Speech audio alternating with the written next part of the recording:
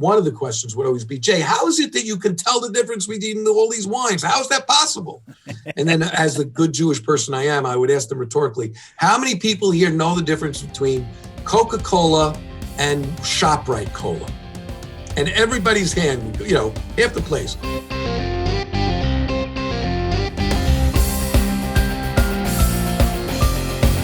Well, without further ado, tonight's very special guest, and of course, no coincidence, it's right before the holidays. So, Jay Buchsbaum, Executive Vice President of Marketing and Wine and Education Director at Royal Wine Corporation. Jay is a wine sommelier. I don't think I got that right. Wine? Close enough? Sommelier. Sommelier. Oh, I'm getting there, getting closer. And has been at Royal Wine for over 3 decades. Jay has worked with leading wineries worldwide and has been quoted in the New York Times, Wall Street Journal, among many other media outlets. Jay works with wine retailers and consumer groups to conduct wine seminars and tastings throughout the world. Special shout out to Gabriel Geller. Thank you for also helping coordinate. And tonight's show, we're going to talk about a variety of topics. Wine pairing just in time for the holidays, the wine industry as it was affected by the pandemic, and changes in the restaurant industry. Will it affect the wine industry? With that intro, a very warm welcome, Jay Buchsbaum. Thank you for joining me here on Mind Your Business. Hi, thank you very much, Yitzchok, for inviting me, and shout out especially to Michal, your producer, who has done a great job in getting all this together. Thank you. Very kind. I second that. Yes. Now, I first of all, I thank you for carving out of your time. It's before the holidays. I have to imagine this is I don't want to say craziest time of year, but probably the most challenging in terms of time, the pressure that's on you these days. You had it right the first time. It's the craziest time of year. One thing that we all love about Jay. He says it like it is. Challenging and the most fraught with, with tension. And it's just. It is what it is. Yeah, exactly. Now, tell us about yourself. You're doing this for many decades. You don't look it, but you are doing it for many decades. How did the journey start? Were you drinking in high school? I mean, I'm not putting you on the spot. Actually, when I started in the wine business, my favorite wine was grape juice. So you don't want to get fired. A lot of people are listening to the show. I actually, just to give you maybe a hint of how old I really am. Okay. If anybody remembers when the New York City was going out of business, they were firing everybody, but they hired me because I had just graduated with a focus on accounting, and Abe Beam in those days wanted to find out where all the money was. So I was hired as a fiscal records analyst, which is just a fancy term to say an auditor. And of course, I hated it. And after about 1.5 years, someone offered me a job in the wine business as a salesman. And I said, what do I have to do? Because I don't know anything about wine. He said, well, you're going to have to travel. I said, well, I can't afford to travel. Oh, no, we'll pay for that. And I said, that's it. You had me at LO. And ever since then, I haven't looked back. So even though my original background was in accounting and finance, I've been selling, my family and my friends said, you've been selling since I was a kid. So I've been selling ever since. And it's been a great journey. I've tasted and, eaten, drink and tasted food and wines with the best, finest winemakers throughout the world, France and Italy and Israel, especially in California. And so I don't consider my job a vocation. I consider it an avocation. So beautiful. And you know what I loved? A quick takeaway already at this early stage in the interview is that there are many aspiring entrepreneurs, small business owners, people out there, and not everyone is really enjoying what they're doing. Listen, take it from Jay. Now he's Baruch Hashem, at the top of the world in his position. He didn't start off like this. He wasn't even taking training for this. It's like the knock on the door, and then a new world opened up to you. Absolutely. I see every experience as an opportunity. So not a challenge, but as an opportunity. And I think good business people, and, it's more than just being a good business person. It's fun. It makes life fun. Instead of making life always a challenge, it makes like always an opportunity to do something new and different and exciting. And listen, it's not always peaches and cream, but that's the perspective you should go with most. Royal Wine Company, which has been around for many, many decades, actually has a fascinating backstory. Perhaps you could share it with the audience. Yes, the family started making wine in 1848 in Czechoslovakia. They were the winemakers to Rákóczi, who was the king, or I forget what his title was, but he ruled the area. And when in 1948, after the war, and they've been hidden away before the war, or when the Nazis started coming in, by their own employees. And so after the war, they emigrated with next to nothing to the Lower East Side of New York, where most immigrants emigrated to, whether you're Irish or Italian or Jewish, especially the Jews in those days. And Rev Jonah Herzog, Jonah Herzog, started working for a small wine company called Royal Wine. They couldn't pay him, so they gave him shares in the company. And eventually, things were so bad at that wine company that he ended up owning it just instead of getting paid. And he brought all his kids in, some as young as, I don't even want to say, because right now they're very senior. But as a result, he turned it around.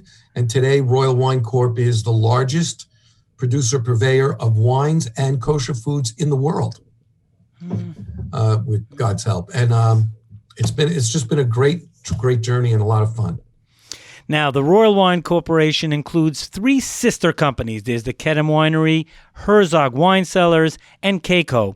What are, perhaps you could explain each division?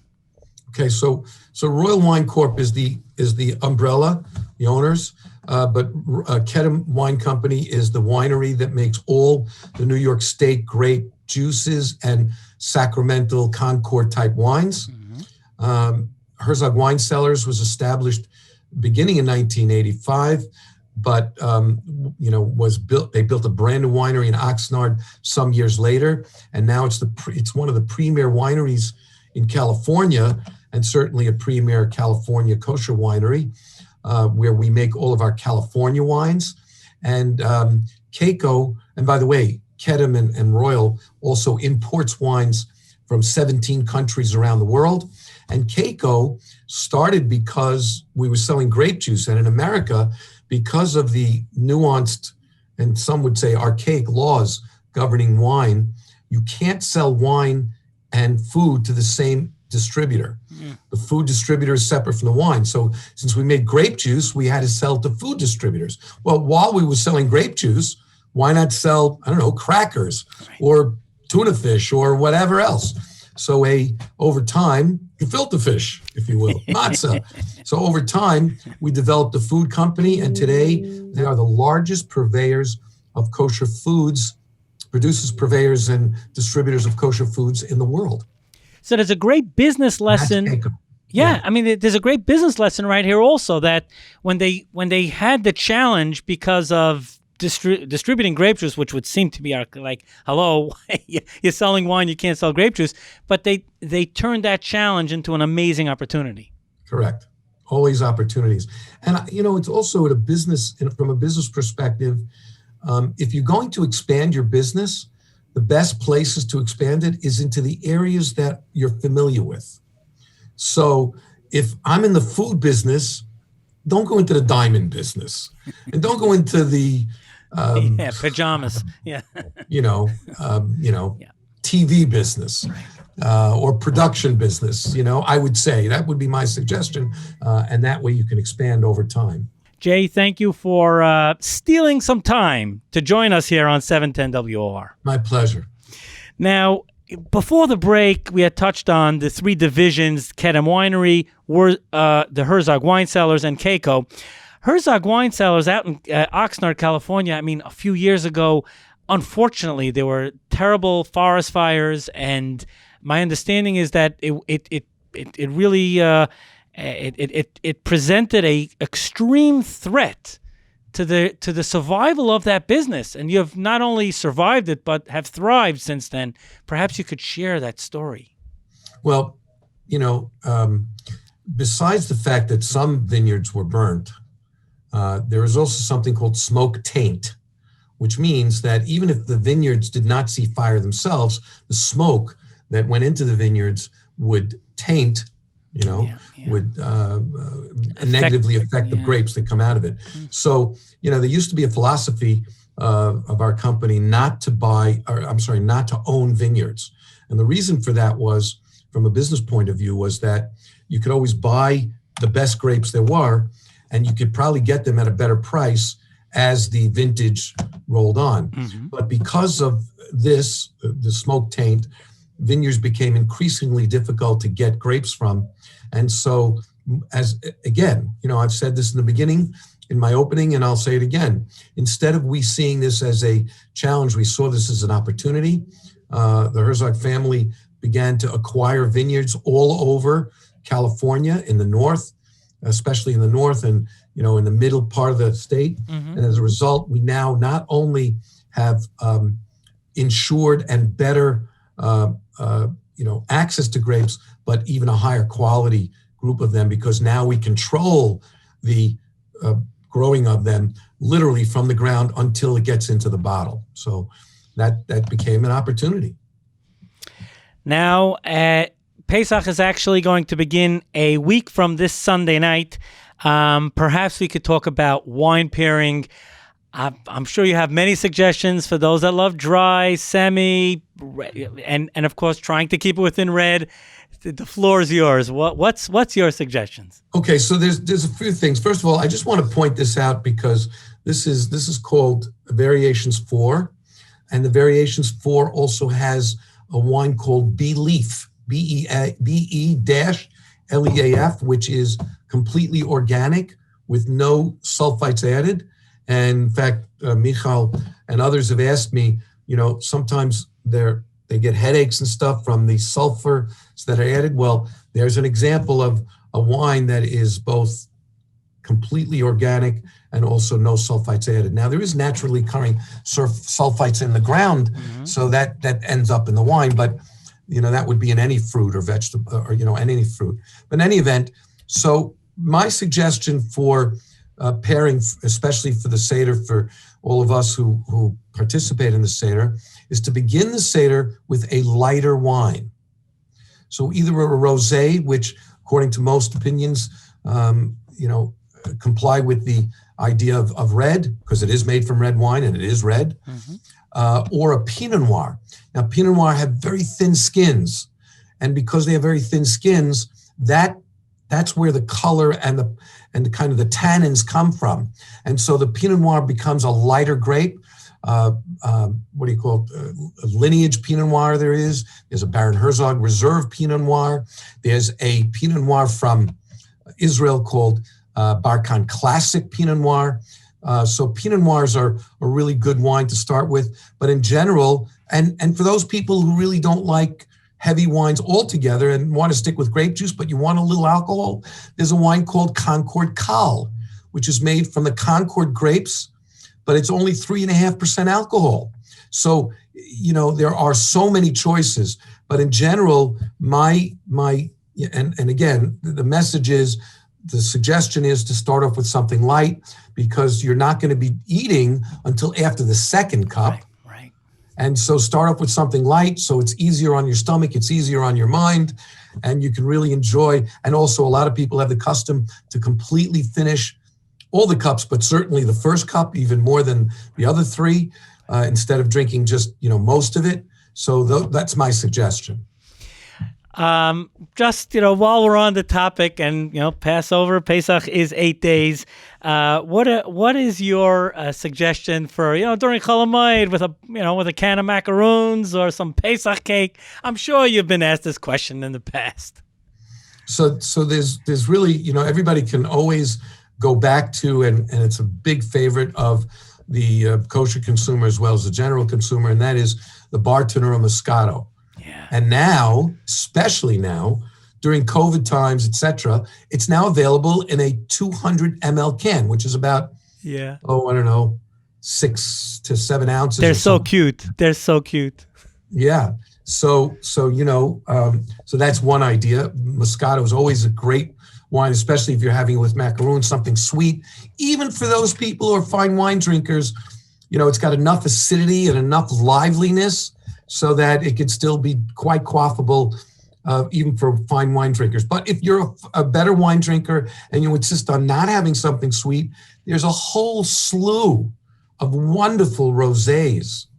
And rosés are great if you're going to Florida, or even if hopefully the weather will be great here, and you're kicking back in your backyard and you're having some fruit because you're staying away from the cake and the heavy, carbs. Rosés are absolutely wonderful. There's a whole group of rosés from France called Rubin, Roubine. Lineage Rosé is made from 100% Pinot Noir, which both gives you that, lightness, but freshness and really elegance. And even Baron Herzog has a rosé that is inexpensive, so it's quite accessible from a taste profile as well as from a pocket profile. So there you go. I would suggest sticking to rosés. The other area, if you really want to go for your lungs here a little bit, is it's always a pleasure for me, not alone, but to drink something sparkling. So there are great champagnes from Rothschild, and there are great champagnes from, and these are both champagnes from Drapier, and then there are great sparkling wines. Momentous comes to mind from Lineage, and also great sparkling wine from, from Bartonura. Bartonura Sparkling Rosé and the Bartonura Prosecco, which is completely dry. And the Bartonura, this is brand spanking new. Here's a combo that's great. You can combine your sparkling wine with your rosé, Bartonura Sparkling Prosecco Rosé. So, there is a bunch of examples of wines to appreciate. And by the way, I've mentioned a bunch of brand names, but this concept of rosés or lighter wines for the first cup can be applied to whatever brand you'd like. And for people who are enjoying the spring, which is what's going to be happening in end of March or really in April, it's applicable as well. Now, you touched on this a few moments ago, and that is the price versus the brand. And I actually go back, and I'm going to pull out my book. I wrote a book on marketing, and one of the chapters is called QPR. I want to read verbatim. I was listening to a local Jewish radio show one morning, and the host Nachum Siegel was interviewing two renowned wine experts, Mr. Moti Herzog and Mr. J. Buchsbaum of Kedem, Royal Wine Corporation. While discussing the benefits of Cabernet Sauvignon, Merlot, and Chardonnay proved to be enlightening, I personally found the discussion about Kedem's QPR, quality-price ratio, to be most fascinating. Could you take it from there? It was amazing. I sure can. If you look at Costco, or if you look at Amazon and so on and so forth, they have their fixed markup system. Okay, but if you take a look at brand builders, they don't have a fixed markup system. They have what they call, what in part. What will the market bear? So yes, while we do consider what the cost of a wine is, and we have a markup system, if the markup system is too high, we won't use the full markup system. We'll we'll price it so that it'll be accessible to the consumer and fair to the consumer. On the other hand, if it's a rarer wine and an unusual wine, and we're able to, and maybe this is the wrong thing to say, but I don't mind saying it, and we're able to make a few extra points because, it's rare and we were able to buy it better, then we'll do that as well. So it's really, but in each case, and that book is right, in each case, we feel a personal and familial responsibility to the consumer, especially the kosher consumer, which is our core, which is where we started. Today, an awful lot of our wines are sold to so many of the general consumers, but still we've carried on that tradition of being sensitive to the consumer and giving them what we call a QPR, which is a quality price ratio that makes sense. A reminder to follow us and to subscribe to our YouTube channel. You will automatically be notified when this interview, tonight's interview that you're listening to with Jay Buchsbaum goes up on YouTube. You will automatically be notified if you subscribe and turn on notifications. Jay, let's unfortunately the last year has been most challenging during the pandemic that has affected so many, really everyone in one way or another. What type of changes or seismic shifts have you seen that regarding the wine industry during the pandemic? So I'm going to give you both the not so positive, I don't like to call anything negative, the not so positive and the very positive. Restaurants have been hurt tremendously. Catering halls have been decimated. Caterers and catering halls. Programs, hotels, Passover programs, Sukkot programs, and even, family getaways, that went to the beaches or went to the resorts. All of that has been decimated. And as a result, initially when the pandemic first became apparent and everything was shut down tight, sales of wines were literally off by 10, 20, even 25 or 30%. And it was really scary, really, really scary. But so that was all the negative parts of it. But what's happened in the wine business is it actually reversed itself in a very big way. And that is that right after that, the biggest seismic shift was the switch to home use of wine consumption. And people weren't going to restaurants, but since they weren't going to restaurants, they had $150 to spend, and they spent 30 of it on a really good bottle of wine, which they ordinarily would have only spent 15. And so there was a tremendous increase in the purchase of wine for home consumption. And that took place in two areas. Initially, it was almost all online, because nobody was going into stores. In fact, I deal specifically and directly with the state of Pennsylvania. And the Pennsylvania stores were shut down for, oh my gosh, probably 4 to 5 months, or 4 months for sure. And as a result, nobody can go shopping. Now, they were delivering, they did have an online portal and they were delivering online, but they were so not, ready for it that it shut down so many times. But still, people wanted their Bartonura, people wanted their Baron Herzog, people wanted their Kedem. How would they get that? Right. So they went online and they found purveyors online that sold wine throughout the country. And so that became a big business. As soon as the stores started opening, there was a massive, massive rush to buy groceries and to buy wine. And in states where wine was for sale in the groceries, wine sales shot through the roof.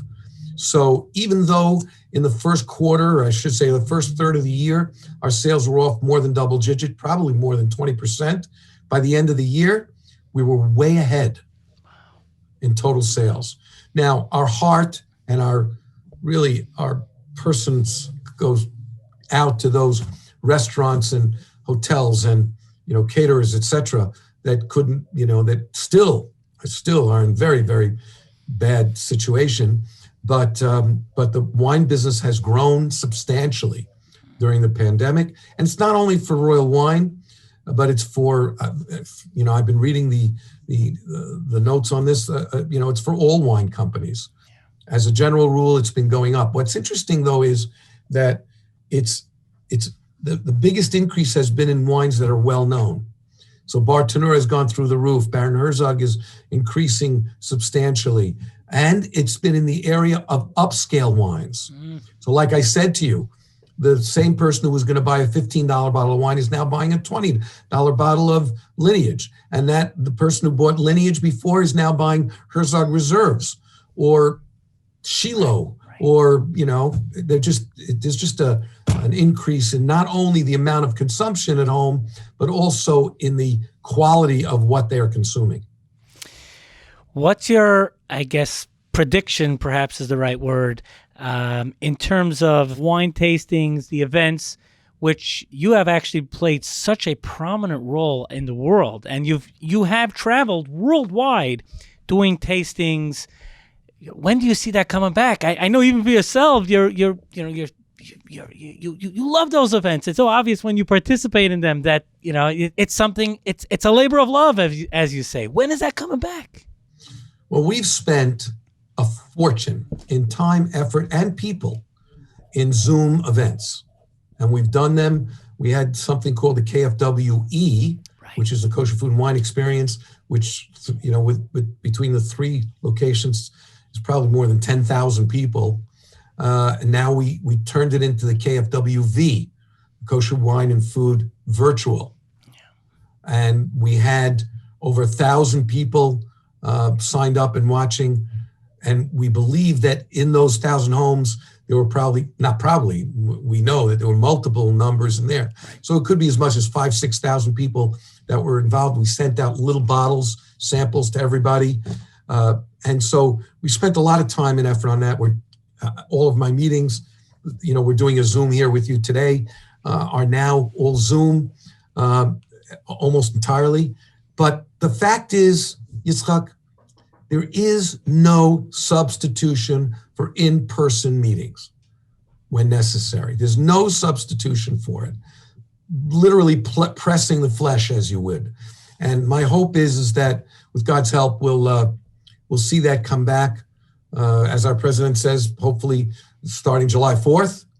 That's right. With family gatherings and onward and upward from there. And I believe that we've learned as a nation and as a business community that we can do a lot more Zooming and save a lot more money that way. But in the end, there's going to be hopefully a rush to get back to see the best customers, the best consumers in person, and hopefully within the next, 3 to 8 months for sure. Now, Royal Wine manufactures high quality wines and distributes wines from all over the world, as you touched on before. To name a few, of course, including the United States, Israel, Chile, France, Spain. Perhaps, I guess I have two questions. One is, for this Passover, is it going to be more challenging to find great wines, or any other takeaways because the world was affected by the pandemic? So as far as traveling, shipping, are all the popular brands still available? The popular brands are still available. If you live within a Jewish community, there a wide variety is available, more than ever, a larger variety than ever before in your local retail outlets. There's more of less of a fear of buying wines online, and there's a wide variety of wines available online. I think if you don't live within a Jewish community, like I said, you could try the online aspect, but even in rural areas, our wines are available, at least in the types of numbers as they were before the pandemic, and probably more so now. Jay, you touched on this earlier, and our hearts go out to all those in the restaurant industry. What is there a prediction of when that will come back, and will it look the same as it was in late 2019, early 2020? What's your take on that great industry? Well, I'll give you an anecdotal answer, a couple of anecdotal answers. I just had dinner a couple of weeks ago in a place called Oak and Ember in Florida. Okay. Wonderful guy, Seth Warshaw, has now running 4 restaurants in that one little spot. And even though it was social distanced, every social distance table was taken. And that's same true for his restaurant in Teaneck. There are so many other restaurants. Every time I've gone, Wall Street Grill, and I know I'm going to get into trouble because I mentioned some and not others, but those are the only ones I can be anecdotal about. Noe Due Carne. people are dying. I wouldn't, it's maybe a wrong term, but they're really interested in getting back into the swing of things and enjoying a night out. And I think you're going to see it slowly get back to normal. And when it does finally open up, it's going to be great. It's going to be great. My guest is none other than Jay Buchsbaum, Executive Vice President of Marketing and Wine Education Director at Royal Wine Corporation. Thank you, Jay. It's a week before Pesach. I don't know how you squeezed us in, but thank you. You're welcome. My pleasure, Yitzchok. Here's an interesting one. I during the pandemic and the way industries shut down or froze, or has there been any new movement in terms of new products that have actually been able to come, or has that all just, got stuck because of the pandemic? No, I think actually for us anyway, and maybe we're the outlier, I'm not sure, but for us, new products have always been, first of all, consumers are always looking for something new, especially wine consumers. It's not like the Coca-Cola drinker or the orange juice, Tropicana drinker. He only wants his Tropicana. He only wants his Coke. He only wants his Pepsi. He only wants his, whatever, Heinz ketchup. So they're not experimenting with ketchups. They're not experimenting with orange juice. But wine drinkers are always experimenting. And they're always walking into the retailer and saying, what do you got new this year? What else can you give me? Come on, I tried that last year. Give me something fresh. It was wonderful. What do you got like that? So, we're always expanding and looking for new products. We have some new Plios from Italy is one example, Sangiovese, which is really wonderful. From Argentina, we have the Saforno wines from a really beautiful little boutique winery that makes really great wine at a really good value. We have all those cans from J. Folk, which is from South Africa, and Bartonura, which is, of course, from Italy. Cans, which really weren't big a year ago, and now we had it. It just started last Passover, but now we have a rosé that wasn't available last Passover, a Moscato rosé in a can. We have a whole series of new rosés, talking about regular still bottled rosés. I'm going to actually... This is great. By the way, those that are watching this on YouTube, you get a treat. Nice. This is a brand new rosé. Nice. Chateau Rubin Grand Cru, Cru Classé. So yes, the answer is that we're always new Israeli boutiques. So there's always wines that we're looking for and that we're looking at. We taste and go through, on average, every 3 weeks, between 15 and 25 new wines.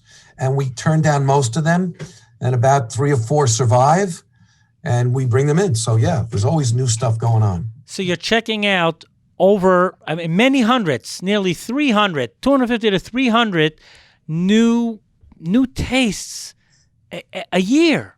Yeah, we're doing at least 200 to 300 a year of new wines, at least. That not all of them make the cut, but yes, we taste them and try to bring them and see if they're the winning ones. Acceptable. Right.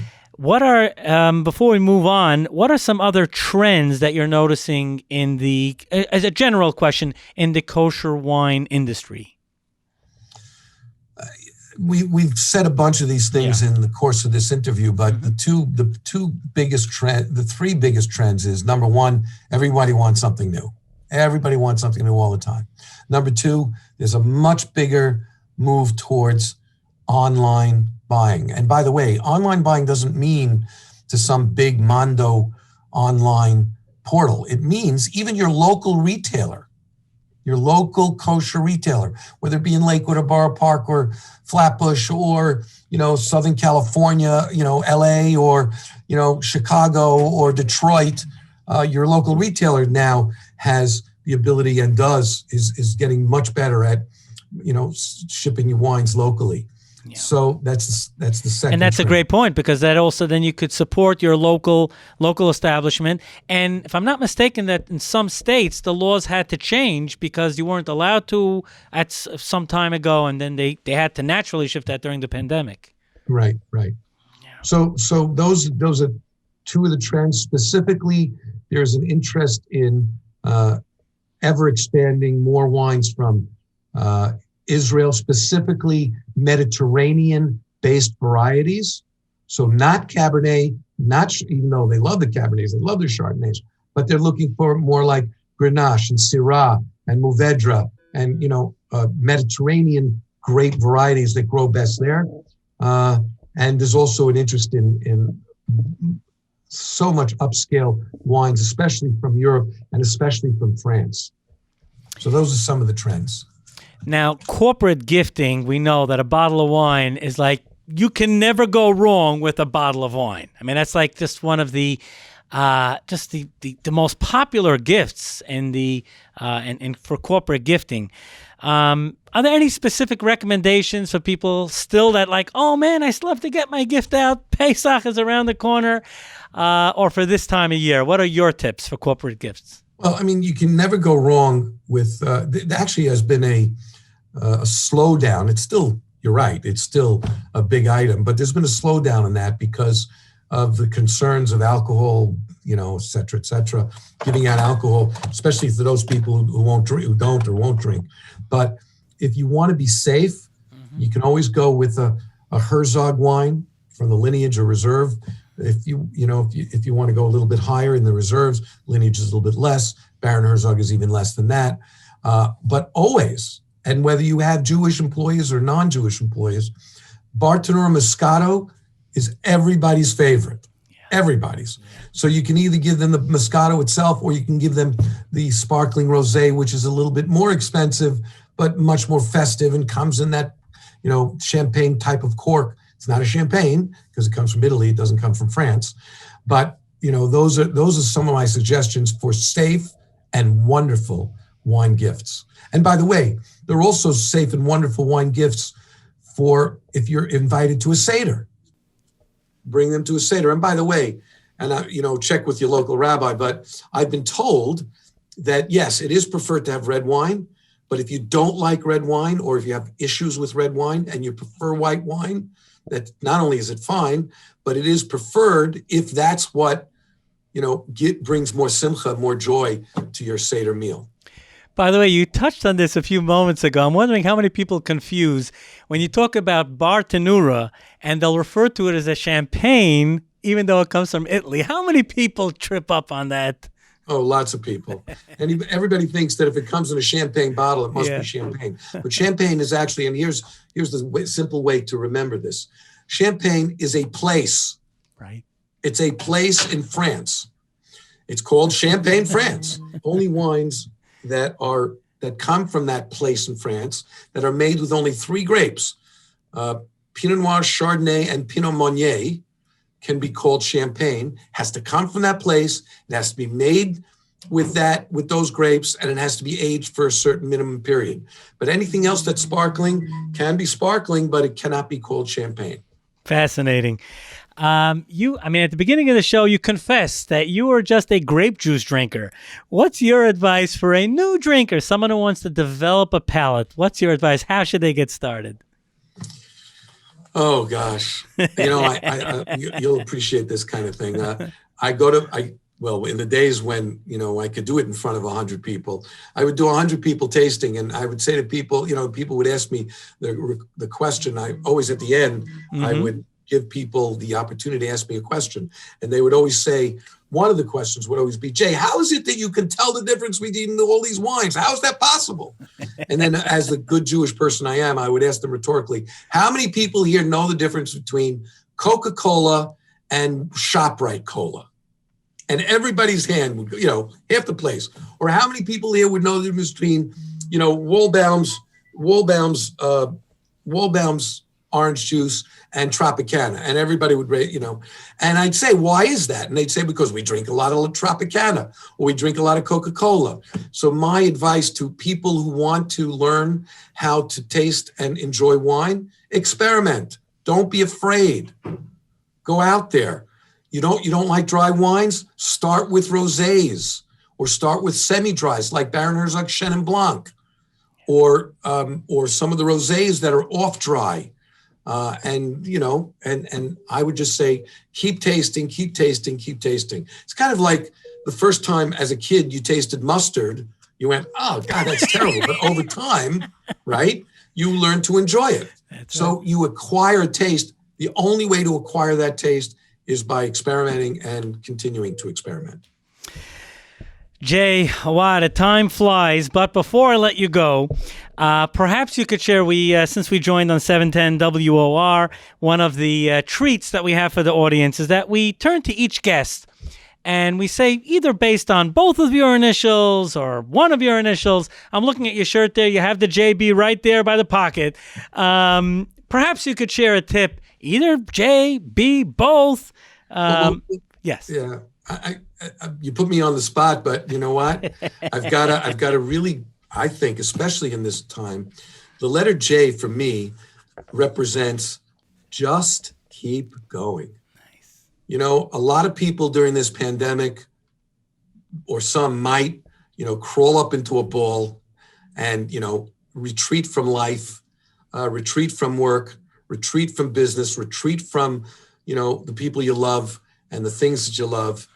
But we've learned, fortunately, through electronic media, et cetera, that you can just keep going. And just keep going is my message. The J, just keep going. And let me tell you, if you can just keep going during these times, man, when things open up, man, you'll be like a rocket.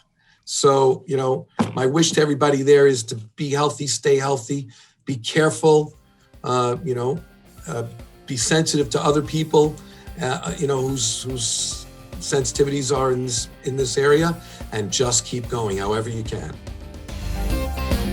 Thank you for watching, and make sure to subscribe to this channel and be notified every single time a new video goes live. Don't miss out on any of the weekly interviews that I have with top business leaders, sometimes Fortune 500 executives. Hit subscribe and turn on notifications.